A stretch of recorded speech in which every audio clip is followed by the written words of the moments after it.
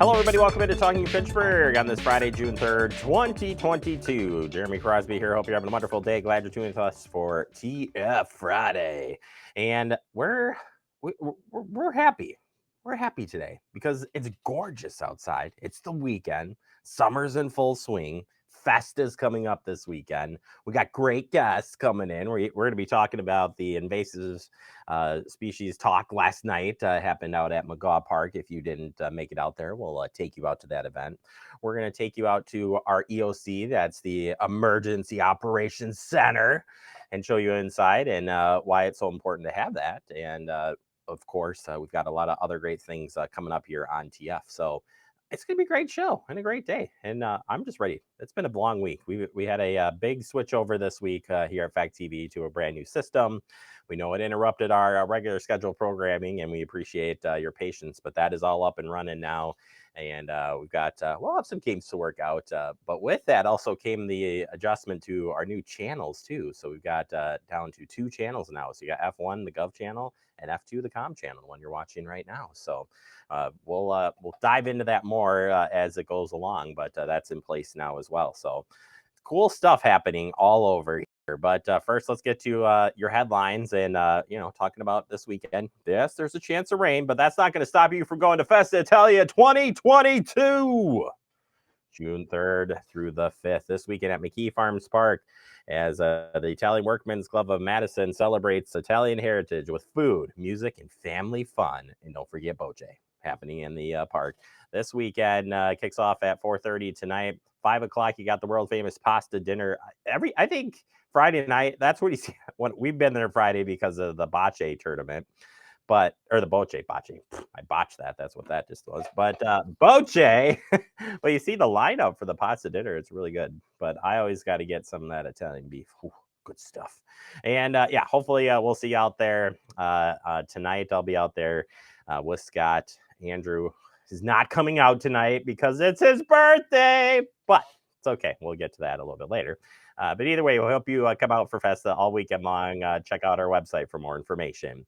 All right, recycle your electronics free this weekend, June 4th. Universal Recycling Technology is hosting a one-day electronic recycling at Warner Park parking lot 2930 North Sherman Avenue this Saturday from 8 a.m. to 1 p.m. The event is open to everybody. This event is your chance to safely recycle the following items at no cost: televisions, computers, computer monitors, desktop printers, computer accessories, cell phones, e-readers, video games, consoles, and accessories, DVD players, VCR, and the ever famous fax machine. Andrew's got like 7 of those, so he needs to dump them at the recycling event this weekend.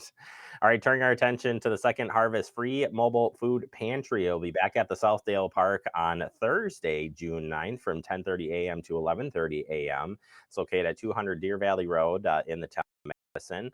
All who need food are welcome, and no ID is needed. Drive through or walk up. Workers will only ask about the number of people in your household. It's normally includes 3 boxes of food, milk, and more. If you got questions, you can call or text Laura at 608-444-1290. Happening this weekend as well is the Badger Honor Flight of Wisconsin. They'll be hosting an event tomorrow and got the lineup here for you. Again, this is subject to change, so be aware of that if you are going to be coming out for the festivities. But your chance to pay tribute and thank all the veterans that will be heading out to Washington, D.C. on that day. So it'll be an opening ceremony at 5:30 in the morning at Dane County Regional Airport. And then when they return is the welcome back ceremonies, which is just incredible. If you haven't got to see it, take your chances and take your chances. Take the chance to come out is what I want to say there, and check out this awesome event. It is something to see for sure. And thank you to all the veterans, military, present, past. We just had Memorial Day, but thank you to everybody who has served or is serving for our country. Finally, with the chance of rain this weekend, just a reminder about flooding. Seek shelter if flash flooding is occurring. Avoid traveling once rains start. And do not walk, swim, or drive through any floodwaters. Don't make me come out there. be safe, everybody, this weekend. All right, that does it for our headlines. Coming up next, I'm done nope. Coming up next, we're having the RCC event from last night, talking about invasive species that you don't want in and around your yard. Plus, we'll check in our emergency operations center with Joe Polvemacher, all on this Friday's edition of Talking Fitchburg. You could be spreading the coronavirus without realizing you have it. So follow guidance from authorities where you live and do your part. It's important to limit in-person interaction with anyone outside of your immediate household, but phone and video chat are safe ways to connect.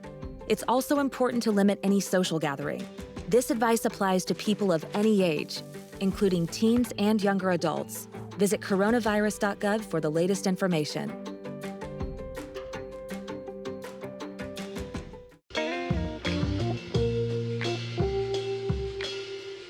After you joined our family, it was like, I really do feel complete now.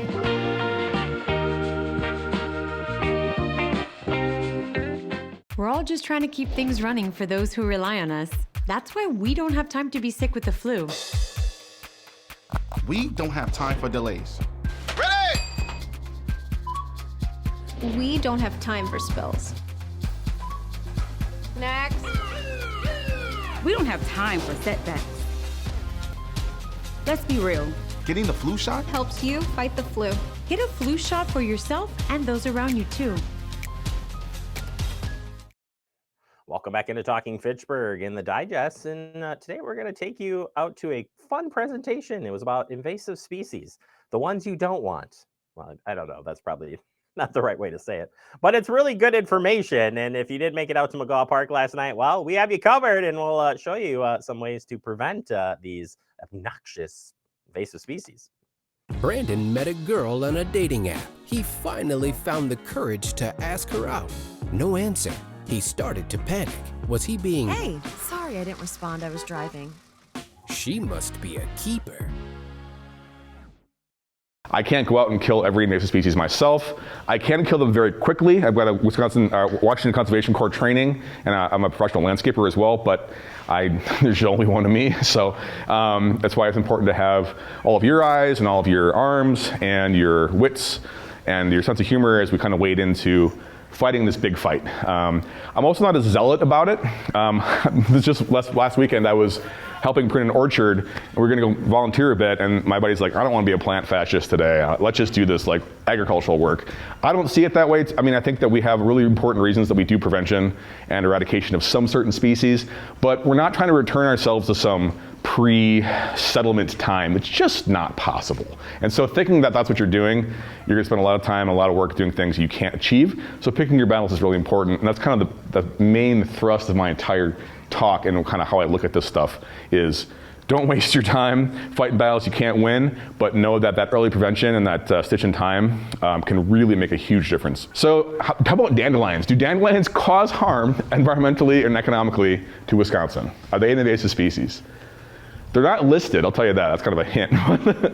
But you know, you can say they're a weed and you fight them viciously and they're causing all this nuisance of dandelion seeds and green and gold in your yard. And I say, hey, I like green and gold, you know, it's fine. But so, you know, they're not escaping into our wildernesses. They're not choking out our ponds. They're not blocking our sewer grates. So there may be something aesthetically you don't like, but they're not doing that damage. So things that are aggressive natives that people don't like the wild grape that climbs up on stuff, wild cucumber, all these vines. Again, people are like, oh, these things are invading my forest. And I'm like, well, they're taking up a niche in your forest, but because have been around forever, we don't consider them an invasive species. You can say they're an aggressive native, and you can make that choice on how you want to manage your land. But it's important for me to tease apart an aggressive native from an invasive species. There are usually things that come from other parts of the world, and that's kind of the classification. Therefore, they're not endemic or like from originally Wisconsin. And they're gonna be usually really aggressive. So the question was about garlic mustard, just pulling all the time. I mean, you can pull and for 7 years and it keeps on setting seed, you can never get all of it. And so that's a really basic, important principle in invasive species stuff is do as little disturbance of the soil as possible, because they are the ones that are going to be there. They usually have like that one has a chemical control that seems to affect the soil quality, so not as much germinates around it. So that's kind of adaptive management. People have been pulling for years. I would recommend, if you want to do a really nice, you can cut it for sure with like a weed whacker and just kind of knock its energy out, especially because it's a biennial plant, right? It lives for 2 years. So if you can knock out those flower stalks early on or kind of like hit it when it's tender. Also, a weed torch is really cool, which is like a propane tank with a big flamethrower end on it, and you just nuke the top of it. So that works really, really well. Also, horticultural vinegar. You can go to Young's. I know they have some. It's made from wine leavings, and it's like a 30% acetic acid. So it will top burn the plant without doing any systemic plant damage to your soil. It does induce like a lower pH. But there's ways, because you can't hand pull it all, you can't cut it all. I do have the surveyor notes from the Public Land Survey of Wisconsin from 1833 for Fitchburg. And if you read the surveyor notes, that land was observed as gently rolling, prairie grasses and indigo and rosin, and there were bur oak trees, and there was none of the invasive shrubs that you see around here. And I would suggest that if you do have a big problem with invasives, the fact that there weren't very many trees here before there was settlement indicates it burned, and it burned very frequently. And if you reintroduce fire to wherever you're trying to restore, you'll get a lot farther along than if you just keep pulling weeds. So this is our invasive shrub honeysuckle. So we can pass these around. They have these kind of, these trumpety, the flowers are now fading, but they have these kind of beautiful tufted, I don't know, kind of wispy looking. They have long flutes. The bees do like these things. The birds, they do actually have some pollen in them and whatnot. So, it makes these massive monocultures. It leafs out before a lot of other stuff in Wisconsin. And that's one of the biggest, that garlic mustard has that advantage as well. A lot of the stuff that, they're from a place that's warmer and generally a safer bet to set leaves in like March, when our oak trees have just barely set leaves by like, mid-April. Why this stuff's such a big problem is we're seeing this, and also glossy buckthorn, common buckthorn. They are taking our recruitment of our native trees to almost zero. It's really sad. I mean, and I guess I shouldn't say that, but especially oaks. So because this stuff will be like this forever, it takes up every niche that you would otherwise have for a sapling oak or a young cherry. Our maples are doing okay because they can live in the shade, but that means that all of our habitat is moving more towards these things that can survive in shade and are not the classic kind of oak savanna dominated forest that you'd otherwise see in this part of the world in the last 200 years. This is bull thistle, and the way you can tell, we have a couple of invasive thistles. We do have native thistles as well, just because it's like spiky. I wouldn't say you couldn't necessarily kill it. These ones have these big fins coming off the sides of them, and they're super hairy, as you can see, and they're super gnarly. So they grow up big and tall. And so if you can find these like kind of protruding spike rows on the stem of the plant itself, then that's going to be your bull thistle. Now, bull thistle, luckily, if I'm lucky here, I can pop this stuff just right out of the ground. This is a honker.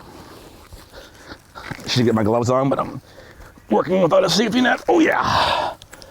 Okay, so you come around, and you pop this tapper out of the ground, okay? Now, it's also, if it's Canadian, and a lot of these anyways, they're gonna send these runners out. So the best you can do to track these puppies down, that's what you want. Just one of my thoughts is I have a friend who's trying to, turn some of his open fields into prairie, and et cetera. And, he has contracts with DNR doing that. But one of the things I was interested in is the woods, but he doesn't have any seedlings. Right. But it's not because of this, it's because of the deer. Yes. So they're also destructive. That's a really good point. So there's no renewal of the trees because of the deer. Yeah. So it's like kind of, what do you do with that? So step one, you're right, is we're getting hit from both sides, because the deer don't prefer honeysuckle and buckthorn. They prefer oaks. they prefer cherry. Okay, so because they're also from here, so they're still in the food web, and so they're actively suppressing native plants while ignoring the invasive plants. It's a double whammy. So you. All right, we'll get the full program posted up online through our social media and on Fact TV. And of course, you can watch it right here on Fact TV, the comm channel. Take a quick break. Coming up next, we open up our guest segment. We're on the road today, like everywhere. We're heading out to the EOC, Emergency Operations Center, with JP, Joe Polvemacher, next we're here on Talking Fitchburg. See on page 4 that the projections need to be flood next Thursday? Seriously? Thursday? Can't do that. This is really inconvenient. I have yoga that day. I have no time for this. So. I can't do Thursday, but I can do Friday. Disasters don't plan ahead. You can. Talk to your loved ones about how you're going to be ready in an emergency. Don't wait. Communicate. Type 2 diabetes can have a big impact on your life, but how can it be prevented? Well, the first step is knowing if you have prediabetes, a serious medical condition that puts you at high risk for type 2 diabetes. 1 in 3 American adults has prediabetes, but more than 80% don't know they have it. The good news is, prediabetes can be reversed, and for many people, healthy changes in their daily routine can make a big difference. Take the 1-minute risk test today at doihaveprediabetes.org. Severe weather can strike anytime, anywhere, but there's a simple way to stay safe. Hey, Jim Cantori here. I stay safe in dangerous weather by planning ahead. You can stay safe too with a few easy steps. Build an inexpensive kit with supplies for your family's needs. Write down important information like phone numbers and medications. Always talk with your family, and remember any pets in your planning. Be ready, be safe. Start your plan today at ready.gov/plan.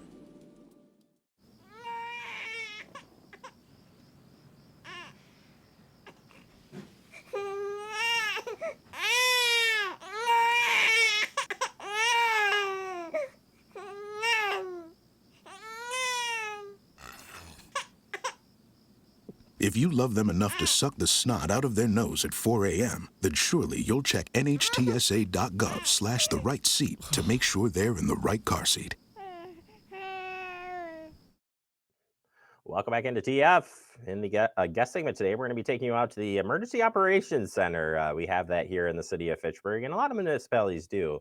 Ours is special, though, because Joe Polvemacher, our Emergency Operations Director, put it together, and we want to take you inside and also make you aware of why it's so important to have that here in our community.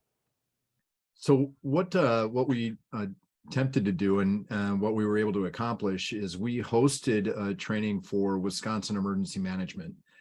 It allowed us to exercise our space in the Emergency Operations Center, also known as the EOC, and it gave them the opportunity to come into what would likely be an escalating incident. They used Fitchburg as their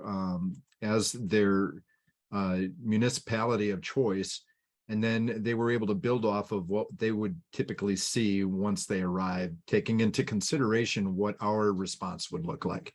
So what I provided is our local response. It was a tabletop exercise that then progressed to the level that we needed assistance from the state incident management team. And so those team members came in and they were able to utilize their skills to identify or try to predict what type of assistance would be needed in the event that we had a large scale incident. What's the value of doing something like this with a local department using state resources? It's to show the integration between incident management team and local officials when there's a high demand for resources and some additional expertise is needed. So it's a good collaboration between local, state officials and how we collaborate together for incident response. So are you seeing anything here in Fitchburg that you haven't necessarily seen other places with emergency operations? The extent of the EOC build out, the capacity, the thought that went into developing the EOC here with a lot of technology capabilities, space use is not typically seen in all communities. So there's been a lot of work done here we can see, and that's very beneficial when we have to integrate into an emergency operations center. It's good to see that there's capability and capacity here that can take that. And then can you just tell me what the role of emergency management is during a disaster? To provide support to a local community or those that are afflicted by the emergency or situation. Our emergency operations center was designed with not only our local operations in mind, it was also designed with the county's emergency management operations in mind. What that allows us to do is, in the event that we have a large scale incident, that could be a natural disaster, a man-made disaster, it could be flooding, it could be something that disrupts normal operations and forces us to consider alternatives from a continuity standpoint. So by taking the county's operations and considering what their response is going to be, when we address our local response, we do it in a way that's consistent with and similar to that of the county. And so what I really valued with this training is the fact that we were able to use the different areas of the EOC as they were designed to be used. And that means that we were able to use all aspects of the fire station, not only the EOC, but other elements of Station 1, where our EOC is located, for those ancillary types of tasks and different operations that are required when we have a number of people working toward the incident resolution. One of the things that we need to be aware of is the fact that fire operations, emergency medical operations, public safety in general, is not just a matter of responding to the overall incident. It's a matter of resolving and hopefully coming to a situation where we can get people back to some semblance of normal. And that's what an emergency operations center does. I think one of the things that's a little bit different is probably my background in emergency management, to be able to think about those things that we've seen. You can take any number of incidents, and we could use tragedies that are happening in local municipalities today and identify those areas that are going to be needed, like reunification, for example. If we have a situation where family members are separated from each other and they're trying to find each other, this is a perfect example of where an emergency operations center and a reunification point comes into play. We can work with our schools, we can work with the county, as already mentioned, and then ultimately escalating up to the state level. It gives us the latitude to be able to figure out what's needed locally and do so in a way that makes sense when we bring others in to complement our response. So the investment allows us to utilize space that we would have anyway and maximize its efficiency and its effectiveness. What we've been able to do is to turn what amounts to a training room into an emergency operations center. And with the assistance of Dane County and with the training from the state, we are taking advantage of resources that exist already. Those funds are being invested in the city of Fitchburg, and we're just taking advantage of our ability to provide a place to house this equipment and then be able to use it when they're not using it. So it's been a very effective approach to not only be able to equip an emergency operations center, but then to use it almost on a daily, if not weekly, basis. So it's been a pretty good return on investment for the city of Fitchburg, and we're fortunate to be able to participate at those levels. A couple of examples where the city of Fitchburg has already used the Emergency Operations Center. Throughout COVID, we've had to use the Emergency Operations Center for some coordination as it came to providing direction for anything from testing to vaccinations. We've used the Emergency Operations Center as a drive-through vaccination clinic. We've used it when we saw the public unrest throughout the 2020 summer season, where we were able to stand up the EOC to provide support to those areas that we're seeing more and more activity from people coming into the Madison area. It allows us to contribute to the overall effort and then try to predict how we will be affected as a municipality, given the fact that we are right on the border of the capital of Wisconsin, where activity has a tendency of taking place anyway. So it makes a lot of sense for us to consider not only how that is going to impact us, try to predict what we would need to be able to do, and then have the partnerships in place already to be able to exercise at that level. And that's not only practically, that's also through the planning process. We're once again pretty fortunate to be able to have that level of cooperation with those governmental agencies that will likely be here anyway in the event of an emergency.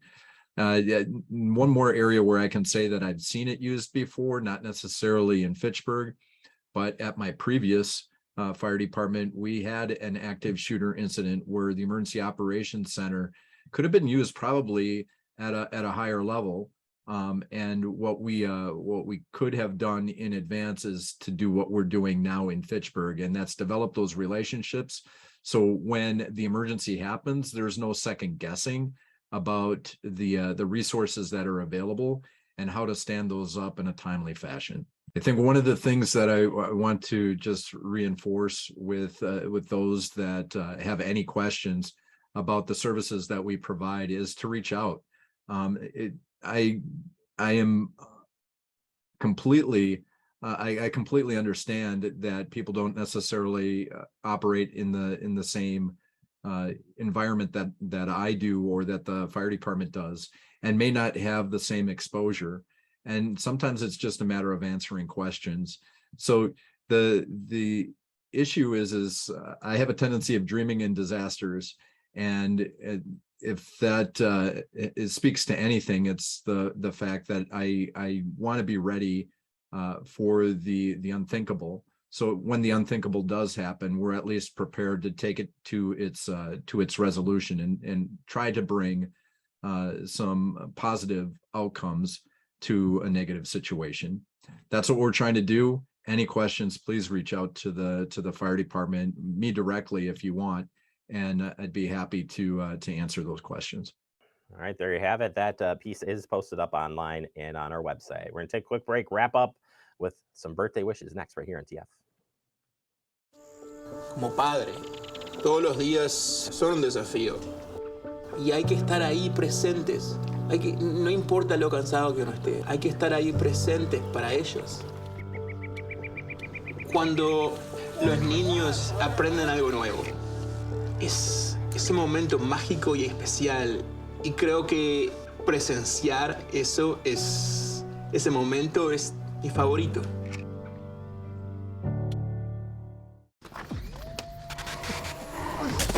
Multiple studies have shown that marijuana can slow both driver reaction and response time, which can be really dangerous. He's here. He's here. Wait. What? I can't drive. Why? I'm high. Oh.